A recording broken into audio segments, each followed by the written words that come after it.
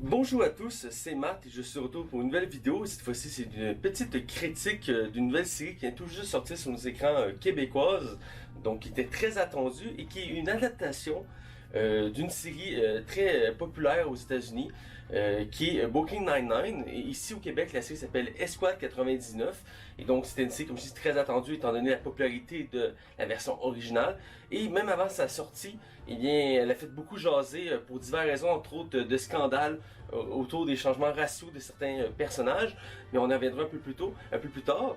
Mais pour le cas actuel, je voulais juste mentionner que c'est jamais évident en soi de vouloir créer une adaptation d'un produit déjà connu aussi qui est si iconique, si je peux dire, étant donné que depuis le temps, on est rendu à la 8e saison de Brooklyn Nine-Nine, donc elle a pris du galon, elle a pris de la popularité, et elle a aussi marqué les esprits dans notre culture populaire.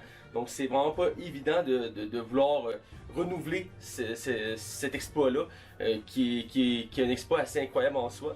Donc ici, c'est la tentative qui a été voulue au Québec d'offrir une nouvelle vision à un produit très connu. Donc faite cette fois-ci par Patrick Huard et avec Québécois, donc sur le club Illico. Aux États-Unis, c'était d'abord avec la Fox, et puis après 5 saisons, la série a été annulée et renouvelée peu de temps après pour plusieurs saisons avec la NBC. On est rendu à la 8e saison, comme j'ai mentionné.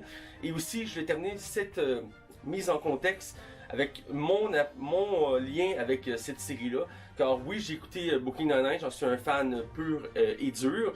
Et par contre, contrairement à beaucoup de gens, j'ai connu la série tardivement.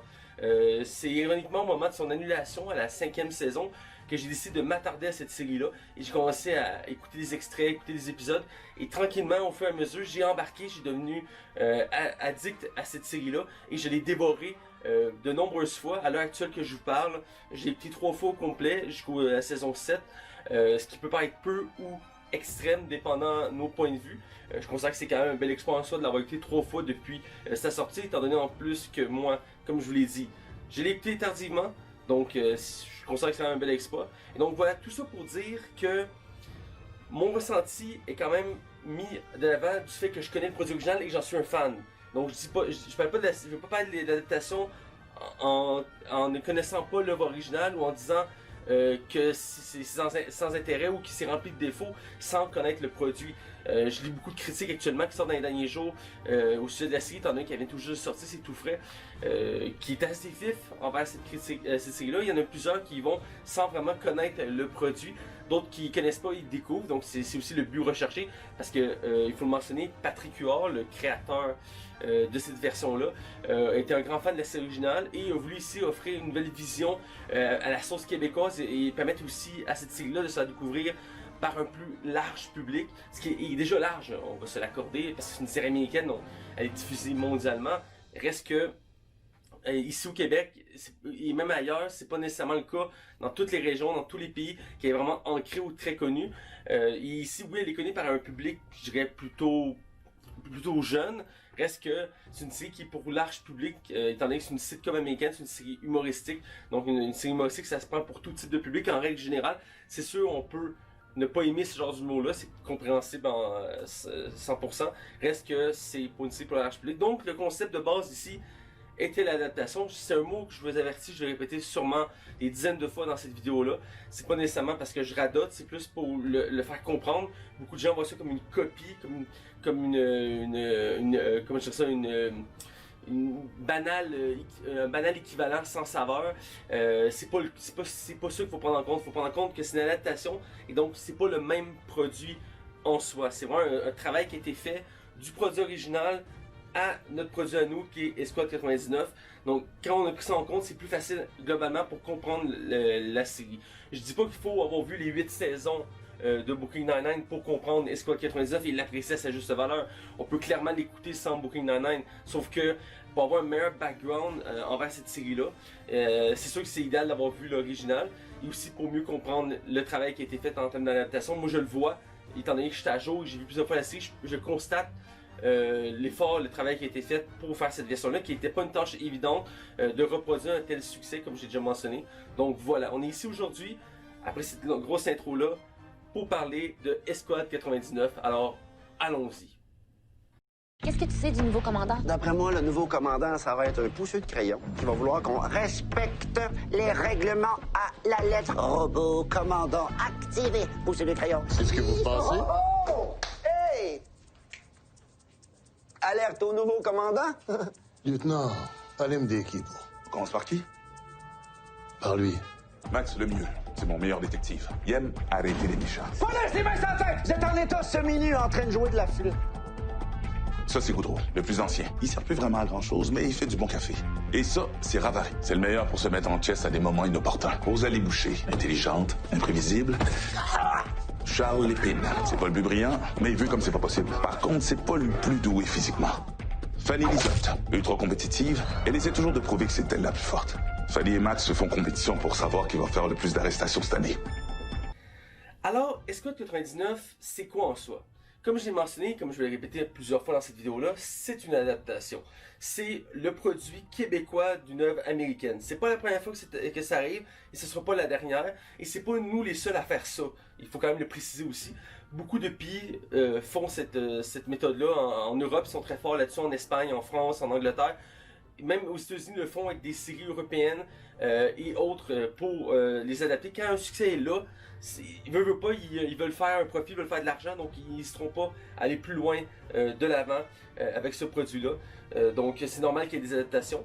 Donc nous on a celle-ci, Escouade 99. Donc ça raconte quoi?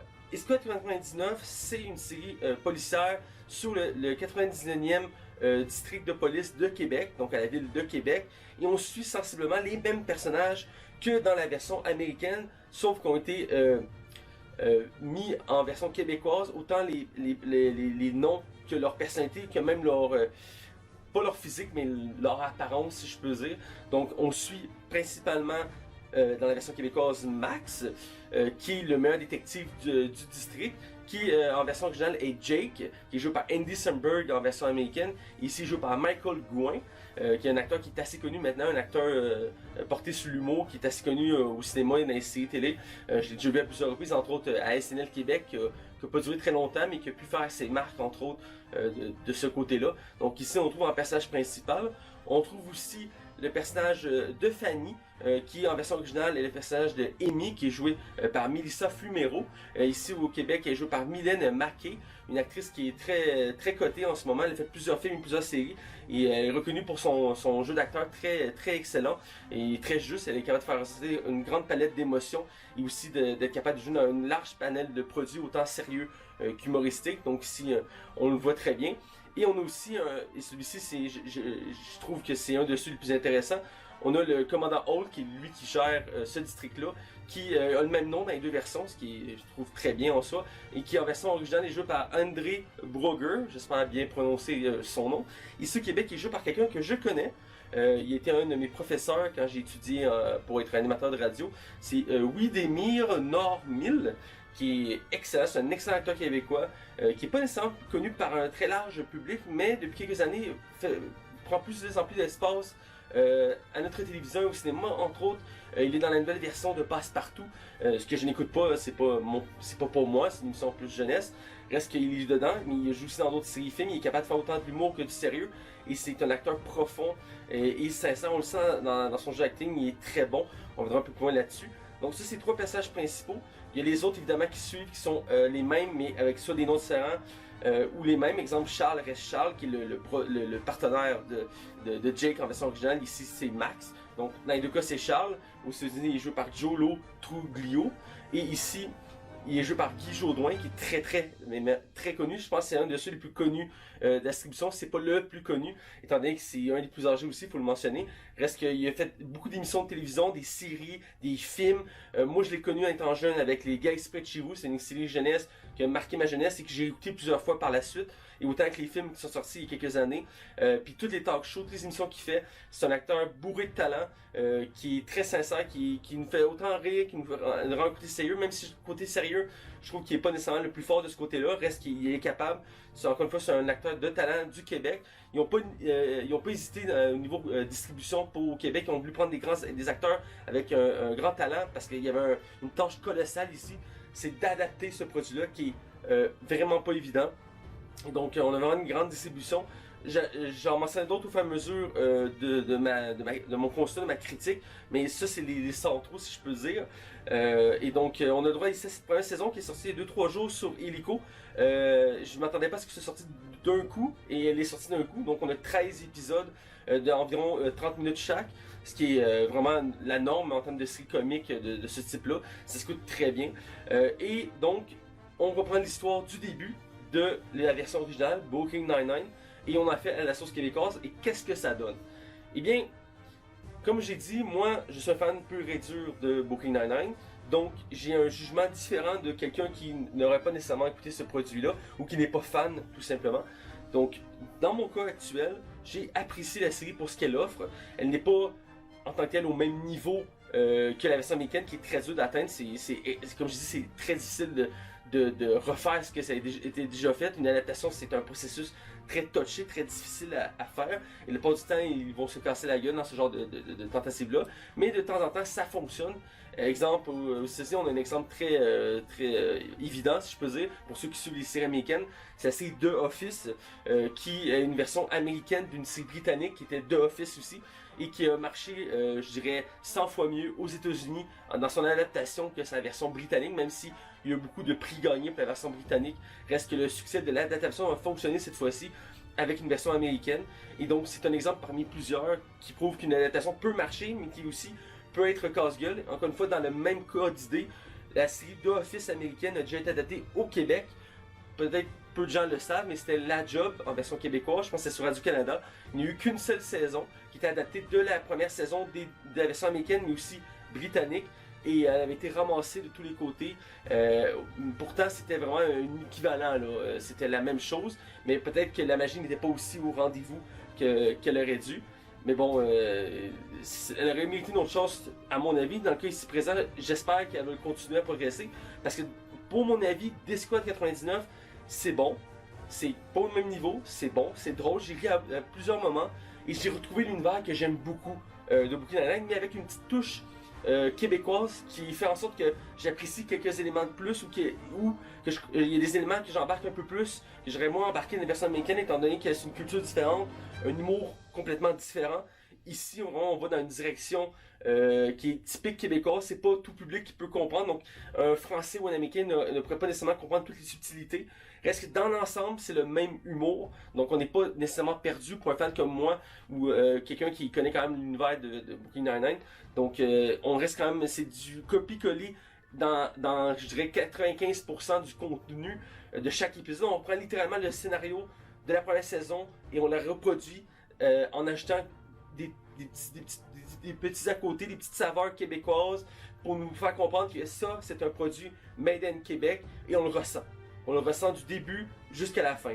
Oui, on peut sentir que c'est une copie, et pour quelqu'un qui a vu plusieurs fois la série Brooklyn Nine-Nine, on peut sentir une certaine lassitude, mais dans l'ensemble, ça s'écoute très bien, c'est drôle, on passe un bon moment, et la distribution, j'en ai mis quelques-uns depuis le début, font vraiment le café. C'est une expression française qui dit qu'ils font l'affaire. Donc, j'ai nommé Michael Gouin, qui fait le personnage principal, qui avait un gros poids sur ses épaules de réussir à reproduire l'humour et la personnalité d'Andy Samberg qui jouait Jake. Et même s'il ne légalise pas, il arrive quand même proche du même personnage, là. On le trouve aussi drôle, on le trouve aussi attachant, on veut le suivre du début à la fin, il est marquant, il fonctionne bien, là. L'acteur est bien choisi dans ce cas-ci. Le cas aussi de Amy, qui est en version québécoise, et Fanny, qui est le personnage féminin central, si je peux dire, de l'histoire, qui est une autre détective qui est très en compétition avec Jake aux États-Unis, ici avec Max. Et pareil, Mylène Meké, outre le fait que, oui, il y a un scandale racial du fait qu'elle a dû être latino, ou autre ethnie, si je peux dire, reste qu'elle est bien choisie, là.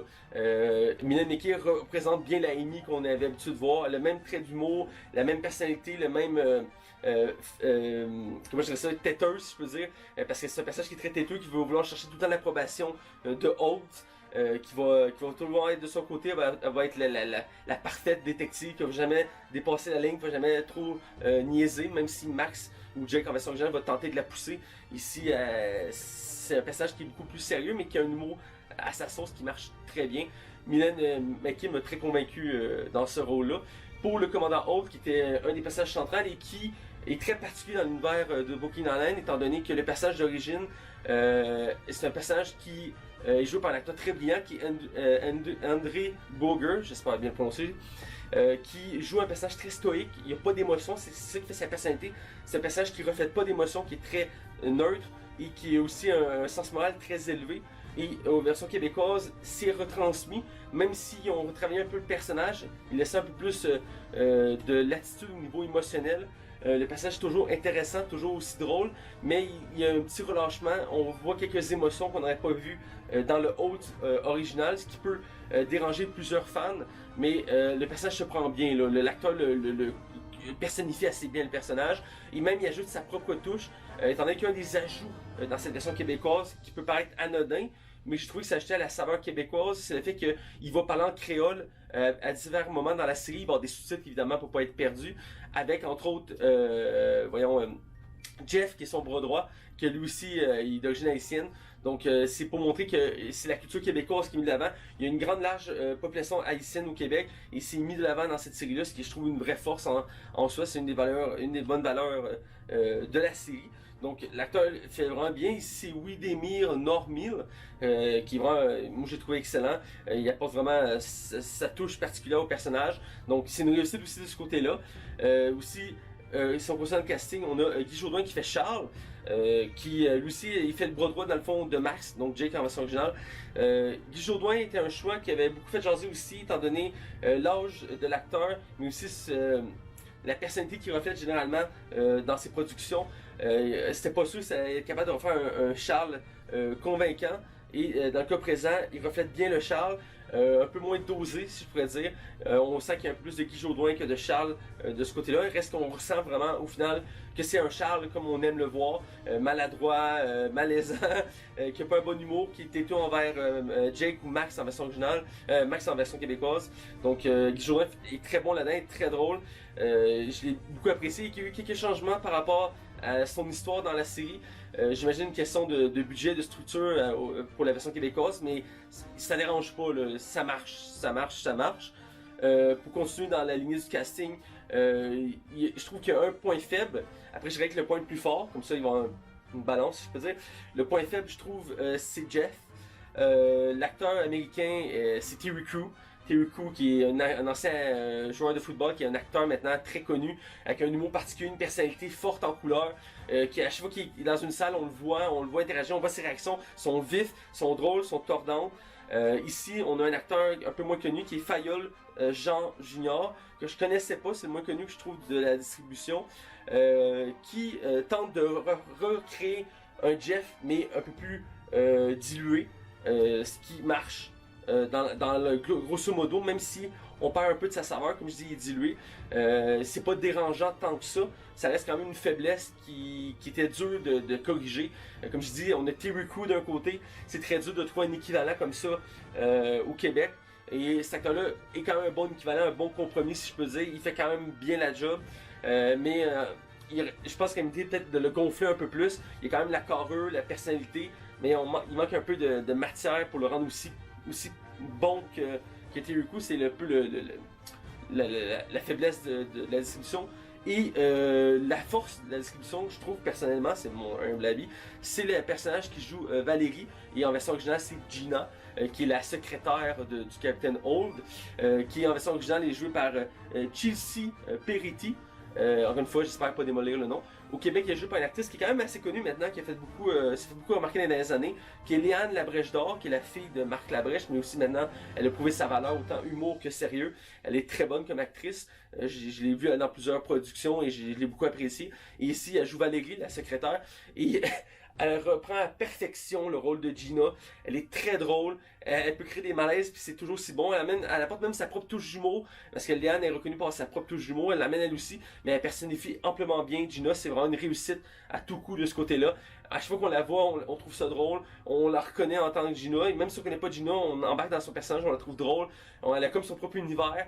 Et vraiment, c'est très bien réussi. Et le dernier personnage que j'ai pas mentionné dans la discussion principale, qui lui aussi a fait polémique, donc je ne vais pas trop en parler non plus, qui est le personnage de Rosa en version américaine, qui est Rosalie au Québec. Un petit changement ici pour rendre plus québécois. Ici joué par Bianca Gervais, aux États-Unis c'est joué par Stéphanie Béatrice, qui est une actrice d'origine latino. Donc au Québec c'est joué par une simple actrice blanche, je peux dire, qui est Bianca Gervais, qui est une très bonne actrice en soi. Moi je la trouve très bonne. J'ai vu dans plusieurs productions, entre autres Camo Café quand j'étais plus jeune. Elle avait un très bon humour qui m'a quand même bien marqué, même si c'est arrivé dans le tort de la série. Elle a quand même laissé sa marque. Et elle a prouvé à plusieurs reprises qu'elle fait autant du sérieux que de l'humour et qui est une actrice aussi qui est excellente. Ici, elle reprend vraiment le caractère de Rosa. C'est une détective sérieuse, qui est très stoïque elle aussi, qui est violente. Et qui laisse pas sa place. Quand elle est là, les gens ont peur d'elle et elle n'hésite pas à foncer.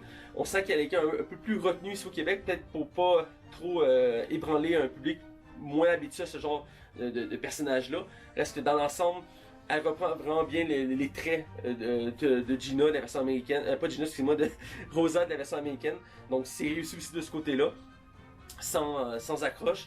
Et donc ça c'est l'ensemble de la distribution. Il y a d'autres personnages secondaires qui se greffent ici et là à travers les épisodes. On voit plusieurs personnages emblématiques, entre autres le Vautour, qui est un des personnages secondaires qui revient régulièrement dans toute la série, qui est un autre capitaine de police qui vient souvent apporter sa merde, si je peux dire, dans le district 99. Et il laisse pas sa place, il est très baveux. Ici j'ai été surpris du choix d'acteur, je ne veux pas le mentionner pour laisser les gens le découvrir, mais ça m'a surpris quand j'ai vu l'acteur qu'on choisit faire ce rôle-là. Je m'attendais à d'autres personnes que lui, mais finalement il fait assez bien le rôle, là. Il le prend bien. Et même d'un côté, je le trouve encore plus baveux que la version américaine, qui était déjà très baveuse, très prétentieuse. Ici, il met une couche de plus, il ajoute une saveur, une nouvelle qui est vraiment très appréciée. Ça fait partie des forces de la version québécoise, de l'adaptation de la version québécoise. Donc voilà, il y a d'autres personnages évidemment. Ça c'est pour la distribution. Si je finirais avec un constat, parce que je veux pas non plus éterniser cette vidéo là qui est quand même déjà assez longue et je voulais en faire une courte critique au final. Dans l'ensemble, globalement, c'est bien retravaillé, c'est bien adapté, c'est pas extraordinaire, c'est pas hallucinant. Il y a une couche de magie qu'il y avait dans la version américaine qui faisait sa force à chaque saison, qui est pas ici en tant que tel, mais pour ce qu'on a, c'est un produit juste de qualité. Et j'ai rarement vu un produit aussi bon au Québec, même si c'est pas un produit Québec, c'est une adaptation. Reste que j'ai rarement vu un produit de cette qualité-là au Québec, qui ose quand même aussi de faire ce genre de pari, d'adapter un produit comme ça aussi connu. Et dans l'ensemble, je trouve que c'est assez bien, même si, oui, encore une fois, on le compare facilement à la version originale, il veut pas, c'est normal. Reste que si on fait juste comparer pour comparer, au final, on peut pas apprécier ce genre de produit-là. Parce que pour vraiment apprécier ce genre de produit-là, il faut le prendre pour ce que c'est. Donc, un produit québécois qui est une adaptation, qui nous permet de faire une relecture et d'apprécier un univers vraiment unique en soi, qui est très marquant, qui est appréciable.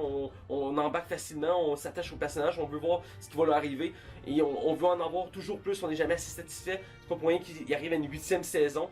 Si on en veut toujours plus, ça ne s'ouvre pas vraiment, même si dans certaines saisons on sent qu'il manquait un peu d'énergie vers la fin. Reste que dans l'ensemble, ça baisse jamais de qualité, c'est toujours aussi bon. Donc ici, pour la première saison, oui c'est un calque de la version américaine, mais on se retrouve, on aime ce qu'on voit, ça vaut les tours. Donc arrêtez de juger, si je peux finir là-dessus, arrêtez de juger et laissez-vous tenter par cette série-là. Oui, pour l'instant c'est juste sur Illico, donc si vous n'avez pas Illico, c'est pas évident. Je vous dis pas non plus d'aller le télécharger légalement. Reste que tôt ou tard, il va se retrouver sur TVA, ça c'est une question de mois probablement. Mais si vous voulez absolument le découvrir, foncez sur Illico pour le découvrir. Ou si vous n'avez pas de limite, évidemment, il est trouvable sur l'internet en streaming ou en téléchargement. C'est sûr qu'il est trouvable, vu l'attente qu'il y avait sur ce produit-là. Et évidemment qu'il est déjà disponible sur le web pour ceux qui veulent le découvrir le plus tôt possible. Donc voilà. Et moi, dans l'ensemble, mon ressenti global, j'ai apprécié, je veux en voir plus. Et je lève mon chapeau à cet effort-là qui a été fait, parce que c'était très casse-gueule. C'est perdant, peu importe les côtés qu'on regarde pour ce genre de production-là. C'est une adaptation. C'est sûr que ça convient pas à tout le monde. C'est sûr qu'il y a du monde qui va chialer. C'est sûr qu'il va y avoir des commentaires négatifs. C'est sûr qu'il va y avoir l'inévitable comparaison. Mais au final, si on prend le produit pour ce qu'il c'est, là je me répète évidemment, c'est un bon produit. Donc, allez voir ça. C'est Escort 99. c'est sûr, Illico, c'est un produit québécois, c'est drôle, c'est bon, et ça nous fait changer les idées parce que c'est ça qu'on a besoin en ce moment avec tout ce qui se passe autour de nous. Donc moi c'était tout pour ma critique, j'espère que vous avez apprécié et j'aimerais ça entendre votre opinion sur cette série-là ou tout simplement sur la série Brooklyn Nine-Nine. Dites-le moi en commentaire et je serais très curieux d'avoir vos opinions et je vais même répondre avec vous. Et tant que c'est cordial et c'est pas agressif, je suis ouvert au débat, je suis ouvert à la discussion. C'est jamais le fun quand on commence à s'insulter et à se prendre de haut, ça sert à rien, chacun doit son opinion. Reste qu'il faut quand même avoir une certaine ouverture d'esprit pour critiquer et juger un produit. Donc je dis pas que j'ai la science infuse, mais j'aime ça donner mon avis parce que je pense que j'ai quand même un avis assez large. Donc voilà. Donc je vous dis, c'était tout pour ma critique. N'hésitez pas, comme je dis, à commenter, à liker et à partager surtout si vous aimez mon contenu. J'aime ça voir que mes produits sont partagés, que ma visibilité augmente. C'est toujours apprécié, c'est encourageant, ça m'encourage toujours à continuer. Donc n'hésitez pas à le faire. Et moi je vous dis à la prochaine pour une prochaine vidéo. Que je ne sais pas encore ce que ça va être. Probablement une chronique lecture BD. Quoique je me suis calmé un peu sur ma lecture récemment. J'ai eu envie de faire d'autres choses que de lire. Reste que ça devrait être ça ma prochaine vidéo. Même si il y a forte chance aussi que ce soit une critique film ou série. On verra ce que l'avenir nous réserve. D'ici une semaine ou deux, vous devrez voir une autre vidéo sur ma chaîne. D'ici là, continuez à me suivre, continuez à regarder mes vidéos. Et je vous dis ciao, bye!